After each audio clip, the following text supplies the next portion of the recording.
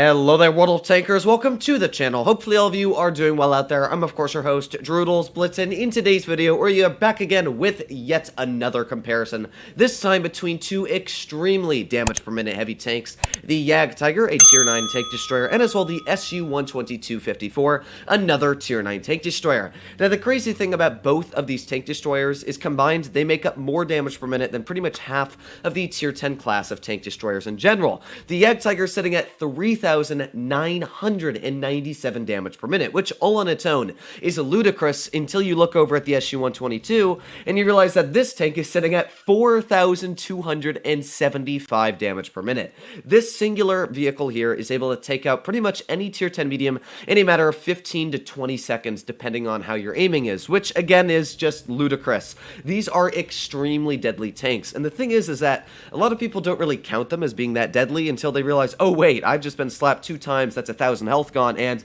that guy's reloading in another 6 seconds. This is not going to go too well for me. So yeah, in today's video, we're going to be covering both of these tanks, letting you know not only which one do I think is a better tier 10 vehicle to grind, or tier 9 line should I say to go for, and as well at the same time which one I do enjoy more running. So if you enjoyed today's video and you want to see more like it, more comparisons, you have any suggestions in the comments down below, please don't mind slapping that subscribe button down below as it helps out the channel a crazy amount. But without further ado, let's get straight into it. We're going to be starting off with the Jagdtiger, the German variant for the DPM. Now, what is good about the Jagdtiger and what is bad? So, of course, it's got the fantastic damage per minute going for it, but not only that, but it also carries a lot of alpha at 460 per shot, which is very healthy. That means that you can outtrade even some of the tier 10 heavies. You've got great high explosive damage at 600, which is actually impressive judging that a vehicle like the Badger, which also carries a 460 high damage per minute gun, is only sitting at 550 average high explosive damage. Not only that, but this vehicle has got fantastic dispersion at 0.299, and as well the aiming time at only 3.8 seconds is fantastic. That means that this gun is dead eye accurate if you let it aim in. But there are a couple drawbacks, because first of all, while this gun does have great dispersion going for it, on movement dispersion is very poor, which can make it very tricky to shoot people very far away, especially tanks on the move. Not only that, but this tank is unflexible on a lot of terrain. Well, it does have, and I forgot to mention that it has great penetration values as well, 276 on the standard, 352 in the premium. It does struggle with being flexible, and that's of course one big issue. It's a very large target, and while it does turn decently quick at 37 degrees a second, and as well, while it does have a good top speed of 38, you can see that the power to weight of only 10.2, oh boy, that is a bad power to weight. So, you know, it's good, and as well it's bad. So, I will say though, it's very flexible, in fact, way more flexible than the SU, because when you're up against tier 8s, that is when this vehicle absolutely demolishes. Tier 8s can barely pen you as it is. The thing about the SU-122 is that it pretty much sacrifices everything just to have that gun. It doesn't have good standard penetration, only about 272, which of course struggles a lot. This tank has good pen. So first of all, it doesn't sacrifice penetration to have the damage per minute. Second of all, this gun's got great dispersion, another thing the SU struggles with, and as well, it's got good armor. So it's got a lot of things going for it that the SU doesn't. All the SU has is mobility and a pretty dang good gun that's able to slap enemies into nothing. So they're very different tanks, but at the same time, very similar in the ways that they work with the damage per minute. Now, the crazy thing about this vehicle is I have more damage per minute than every single vehicle on my team and the enemy team, which means that I am effectively more deadly than anybody else if I want to do a shot-for-shot trade. Of course, you know, unless I'm doing it with like autoloaders, because I'll lose that battle every time. But just think about it in general, I will win the engagements most of the time if I'm trying to do it strictly based on damage per minute. Now, we're going to move my little butt here as quickly as possible because I do not want to be slapped by a big shell, at least in the side by grill. And that was already a nice tap into that T92-1, and you can see where that big alpha really does hurt. Like, that was a lot of HP taken off that guy, and he's already, he's probably sweating. That was quite a bit of hit points taken off of him. Now, we got vehicles like the VK90 as well off to the side here, and maybe, just maybe, we're going to be able to get a nice tracking shell into him. So let's aim for that tracheal, and boom, nice tracking shot. And of course, I'm going to out DPM this guy, so that means we can go for another tracking shot here if we can. Well, maybe not a tracking shell, but still a very nice shot at that. Maybe we can get one into the Progetto if we can. No, he backed up just in time, so we could not get another shell out. But we got the VK90 off to the side once again, so we're going to aim in on his side. You can see where the poor on-movement dispersion is, but oh yeah, that VK, he's not liking me too much right now, to be fair. So another 2 seconds, we'll have another shell out, which, oh, the gun really not liking me there. That That was quite unfortunate, but to be fair, we did get a nice bounce in the long run. So is the Progetto going to pull out? Not 100% sure on that, but I can tell you he is not liking me too much. We've been able to slap off a big chunk of that guy's hit points, and in return, we haven't lost a crazy... Well, I take it back. We just lost all of our HP. I was about to say we haven't lost a crazy amount, but it looks like we just got hit by a undetected T-30 or something like that, which absolutely smashed our HP. So we were very healthy. Now I can say we're definitely struggling. So what do we want to do here? Well, I got to be careful, of course. I don't have enough HP to really take any shots anymore, but we do got a tank like the Progetto. Oh, that was a sad bounce. We needed that one to hit. But you know what? The Progetto, he just got slapped absolutely out of this battle as well. So we're not super healthy, which of course is bad, but at the same time, we've got a lot going for the tank still, which is the DPM. So I can be careful, but I can also get out a lot of big shells if I really try. So come on, Grill, back up just a little bit further. Oh, he's not going to. That's a shame. Okay, so we've got the Standard B off to the side, who we might be able to just get a nice snap into. Come on, Standard B. Yes, just getting out that shell, absolutely saving me. And while we didn't get out the most damage this game, you can still see that the tank, it really does slap in the damage department. We got the Progetto off to the side, and the main tank we want to shoot at is the VK90, who, you know, we might actually be able to get a nice snap right into there. Yes, beautiful snap right through that frontal plate. Wasn't really sure if that was going to hit, but you saw there that sadly we did get hit by 2 tanks at the end there, which stopped me from being extremely aggressive to try and get out that damage. But honestly, we still did get out about 3,000, as you can see, 3,087 damage, and that was against tier 10s. And we still were able to slap how much off of that poor VK90? 2,200 hit points. In a matter of a couple seconds, we were able to do that. So you can see where the vehicle really just slaps the enemy to pieces is when that gun is non-stop firing.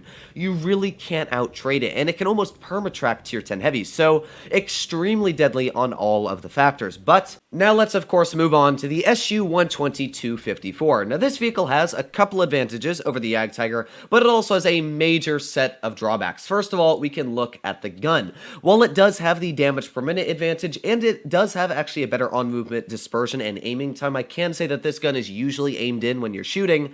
The issues arise with the dispersion at 0.326 in general. So you are going to miss a lot more shells, judging that your dispersion is quite a bit worse. Not only that, but your standard penetration is a little bit worse, about 30 millimeters less than the standard pen, and as well the premium pen being heat, as you can see here. If I was running calibrated, it would be fantastic at 374, but because I want to have that stupid ludicrous damage per minute number, I am dropping about 30 millimeters of premium pen, sitting at 340, which of course is going to make me even less flexible on some of the thicker armored opponents. But the biggest drawback I will say of this vehicle overall is the gun depression, sitting at 4 degrees. That is extremely poor. That means that in any terrain whatsoever, a vehicle's up against you with gun depression can rip you apart, judging that this thing has literally no armor. It says it's based off of a T-54, and it looks like it is. You can see the back of it is a T-54 hull design, but it definitely does not carry a T-54's hull armor. It's only 100 millimeters thick on the front.